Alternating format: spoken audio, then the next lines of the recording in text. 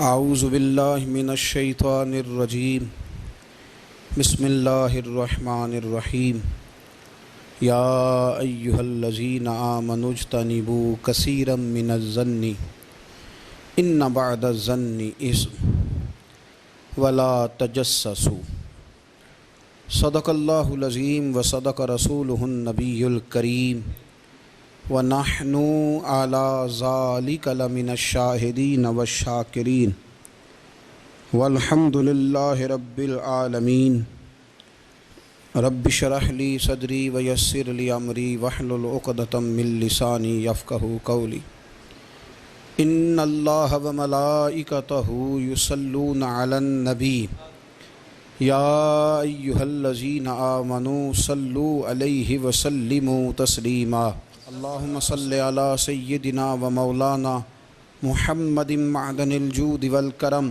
وآلہ وصحبہ وبارک وسلم۔ تمام تعریفیں، حمد و ثنا اللہ تعالیٰ جل مجدہ الکریم کے لیے،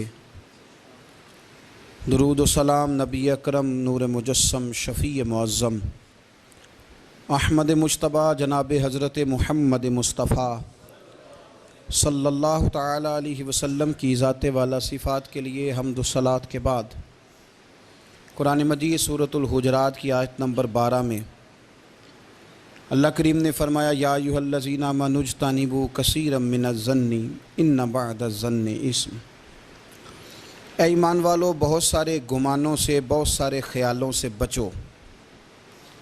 فرمایا بعض گمان بھی، بعض خیال بھی گناہ ہیں۔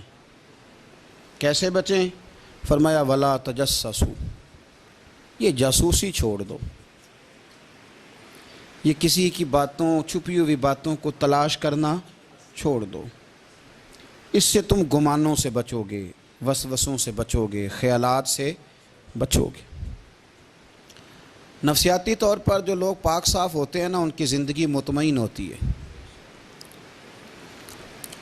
بہت زیادہ مال، دولت، وجاہت، شہرت کے باوجود جو لوگ نفسیاتی طور پر کسی میل کچیل کا شکار ہوتے ہیں، ذہنی طور پر، وہ ساری صلاحیتوں کے باوجود بھی کمزور، بے چین اور بے سکون رہ جاتے ہیں۔ زندگی میں گمان، سوچ، اپنی نفسیات کو ہمیشہ اچھا رکھیں۔ کبھی بھی اپنے آپ کو الجھاؤ کا شکار نہ ہونے دیں۔ جس آدمی نے سکون لینا ہے اس نے بھی یہاں سے لینا ہے، اپنے اندر سے۔ جس نے مطمئن ہونا ہے اس نے بھی خود بخود ہی ہونا ہے، اور جس شخص نے بے سکون رہنا ہے اس نے بھی خود بخود ہی رہنا۔ میرے نبی کریم علیہ السلام نے اپنے صحابہ کو مطمئن زندگیاں فراہم کیں، اطمینان بخش رویے حضور نے دیے۔ آپ غور فرمائیں گے کہ غریب ترین صحابہ بھی جب کوئی ان سے پوچھتا تھا کیفیت کیا ہے تو وہ کہتے تھے الحمدللہ، اللہ نے ہمیں نبی کریم کا غلام بنا دیا ہے۔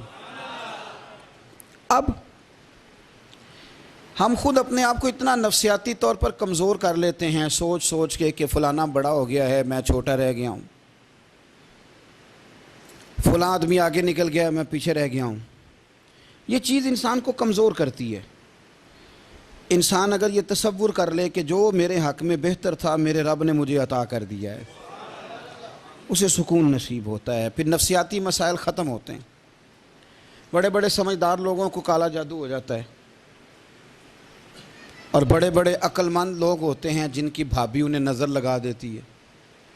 بڑے بڑے سمجھدار لوگ ہوتے ہیں کہ جن کی دکان کے آگے کوئی تعویذ پھینک جاتا ہے۔ بڑے سمجھدار لوگ ہیں لیکن وہ چھوٹی چھوٹی باتوں سے اتنے کمزور ہو گئے کہ سانپ سے ڈرتے ڈرتے رسیوں سے بھی ڈرنا شروع کر دیا۔ رسیوں سے، وہ جی میں صبح کل چل رہا تھا تو میرے پیچھے کوئی چل رہا تھا تو میں نے کہا سایہ ہوگا آپ کا، وہی ساتھ چلتا ہے۔ ایک حدیث ہے ترمذی شریف کی، اسے یاد کر لیں، بڑا نفع دے گی۔ میرے نبی کریم علیہ السلام نے فرمایا اگر ساری دنیا مل کے بھی تیرا نقصان کرنا چاہے تو جب تک رب کی مشیت نہ ہو تیرا نقصان ہو نہیں سکتا۔ ختم ہو گئی بات۔ باہر آ جائیں اس چیز سے. اور فرمایا سارے زمانے کے لوگ مل کر تیرا نفع کرنا چاہیں تو جب تک اللہ نہ چاہے وہ تیرا کوئی نفع کر نہیں سکتے. نقصان بھی اللہ کی مشیت پہ ہے، نفع بھی اللہ کی رضا پہ ہے. تو پھر آپ بلا وجہ لوگوں کو دیکھ کر ٹینشن کیوں لیتے ہیں؟ پریشانی کاہے کی ہے؟ آزمائش کس بات کی ہے؟ اپنے آپ کو سکون دیں، اپنے آپ کو مطمئن کریں، کہیں رب بڑا ہی مہربان ہے، اس نے جہاں اچھا سمجھا ہے وہاں اس نے مجھے رکھا ہے. اپنے ذہن کو اطمینان دیں، سکون دیں. میرے نبی کریم علیہ الصلاۃ والسلام کی پوری حیات مبارکہ میں آپ کو شکوہ نہیں ملے گا کہیں بھی. حضور یتیم پیدا ہوئے، کتنی دفعہ آپ کو کتابوں میں ملتا ہے کہ حضور روئے ہوں کہ میرا باپ ہوتا تو ایسے ہوتا، میری اماں ہوتی تو ایسے ہوتی. ہم روز نہیں روتے. نبی کریم صلی اللہ تعالیٰ علیہ وسلم نے اپنی زندگی ساری آزمائشوں میں گزاری. کہیں آپ کو محسوس ہوتا ہے کہ نبی کریم صلی اللہ علیہ وسلم کسی کے پاس بیٹھے اور فرمایا آؤ میں تمہیں اپنے دکھ سناؤں؟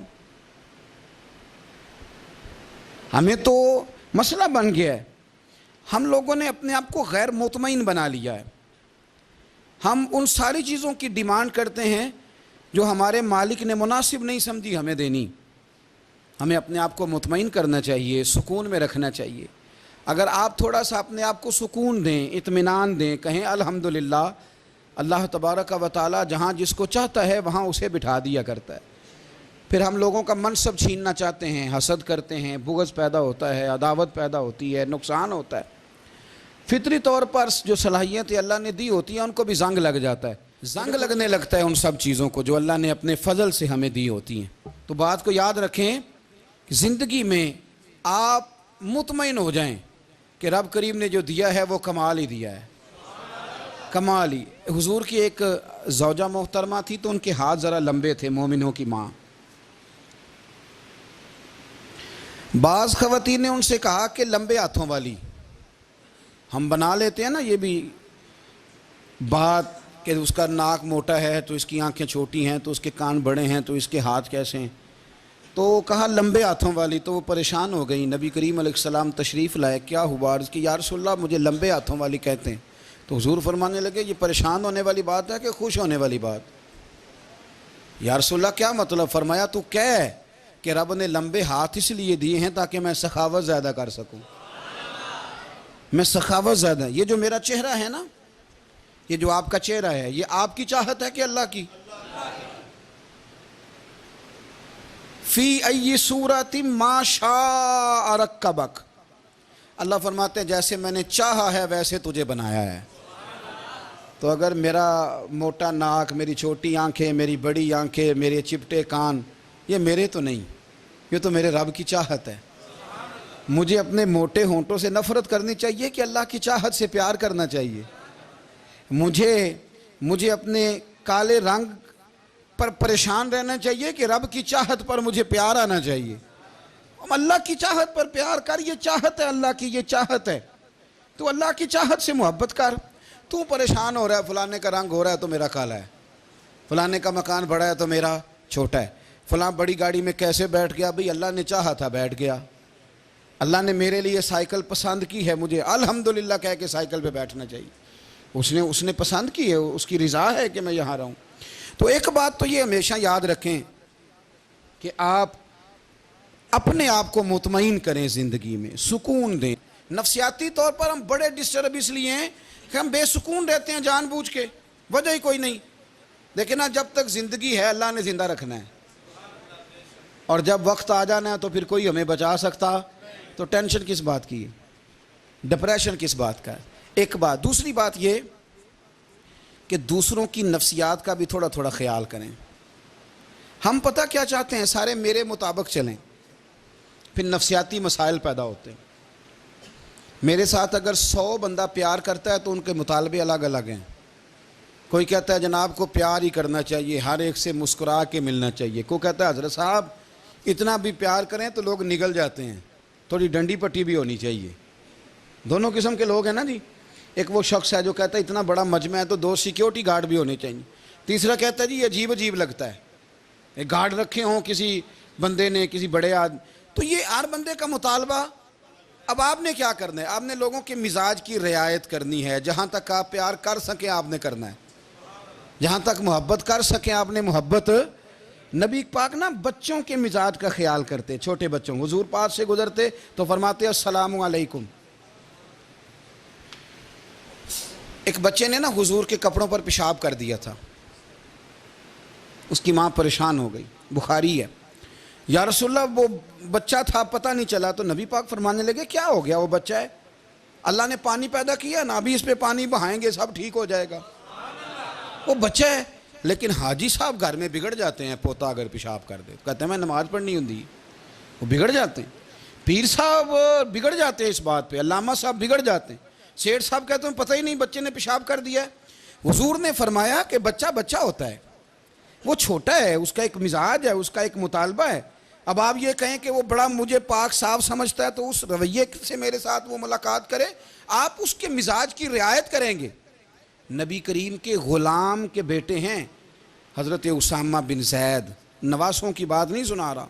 زید بن حارثہ حضور کے غلام تھے, ان کے بیٹے ہیں. چھوٹی عمر تھی, ناک بہ رہا تھا. ویسے دادا جی ناک صاف کر دیتے ہیں پوتے کا. ہو سکتا ہے وہ ڈانٹ دیں کہ چل دوڑ جا کتنا گندا, اماں سے کہا تیرا ناک صاف کرے, چل نالائق. نانا بھی کہا چل بھاگ جا. کیونکہ وہ حاجی صاحب نے وضو کرنا ہے, نماز پڑھنی ہے, تو ان کے قریب یہ چیز آ گئی تو بڑا مسئلہ بن جائے گا.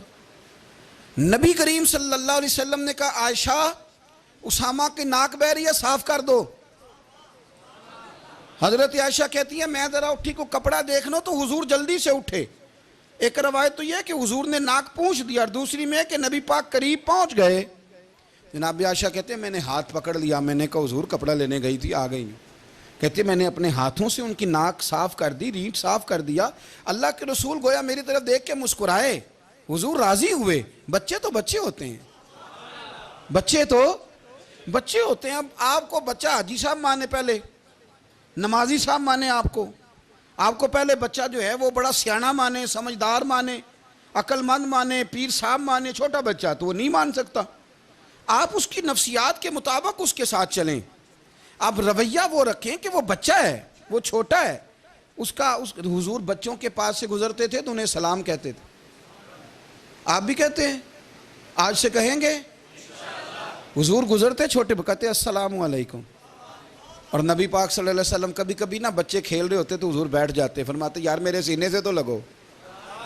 حضور زمین پہ بیٹھ جاتے, بچہ یوں ہاتھ پہ, بچہ دوڑا آتا, حضور کے سینے سے جب لگتا تو نبی پاک گر جاتے اور فرماتے اوئے ہوئے تم نے تو مجھے گرا ہی دیا ہے. یہ بچوں کے ساتھ آپ جو رویہ